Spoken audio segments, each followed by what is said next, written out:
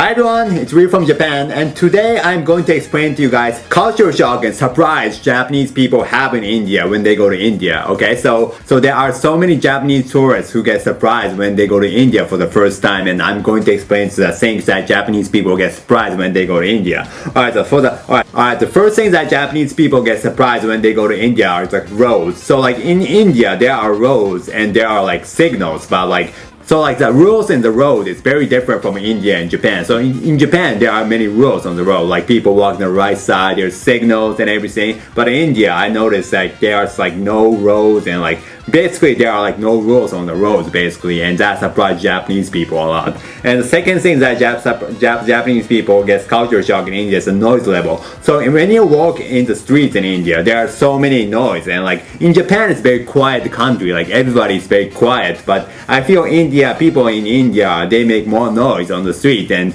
Japanese people get surprised. Like honking in India, it's like a part of regular life, and that surprised a lot of Japanese people, and because it's so different from Japan. And the heat and humidity. So like in India, like many parts in India are very hot, right, compared to Japan, because in Japan there's like only 4 seasons. There are 4 seasons in Japan: spring, summer, autumn, winter. But in India, like not everywhere, but it's very hot in India, like during the summer season, and it gives like so much culture shock to Japanese people because we're not used to the heat and everything. And the next thing that Japanese people get surprised in India is the people. So like India is very populated compared to Japan, because you know India has like second largest population in the world. There are so many people in India. In Japan, it's like island, it's small country. The population is big, but not big as India. So like many people get culture shock because so many people in India. Yes. The next thing that Japanese people get culture shock in India is the lack of personal space and privacy. So when you're a foreigner in India, I feel many people stare at you. So like when you see Japanese people, I think people stare at Japanese people because people are not used to Japanese people. But so that's a kind of culture shock, because in Japan there are many Japanese people, right? But when we go to India, we are like really like rare foreigner. We become a rare foreigner, and because it gives us a lot of culture shock, because like you know all of a sudden we become like somebody's like who's like a complete stranger, and that gives a lot of surprise.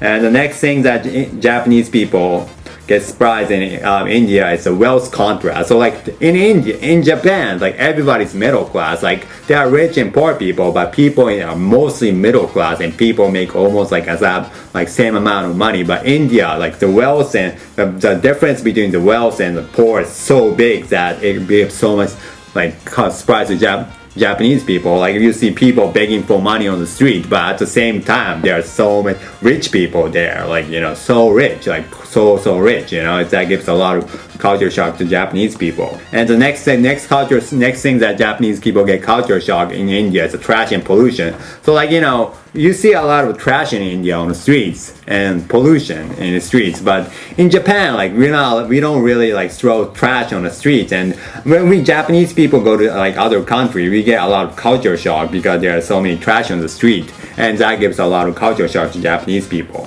And the next thing that Japanese people get culture shock is the toilet. So toilet in Japan and India is different. You know how the toilet is in India, but you know in Japanese toilets, like we have like a washlet and everything, you know, it's very different from like Indian toilet. So we get so culture shock using an Indian toilet because we don't really know how to use that. Yeah. So like next thing that culture shock we get in India is the Ganges River. You know, like the spiritual practice in Ganges River. You know, it's something that's like really something we never see in Japan, and it's really cool, I think. Yes. And next culture shock we get in India is that there are so many beggars. Like when Japanese people go to India, there are so many like Japanese Indian people who beg us for money, and it gives a lot of culture shocks. Yes.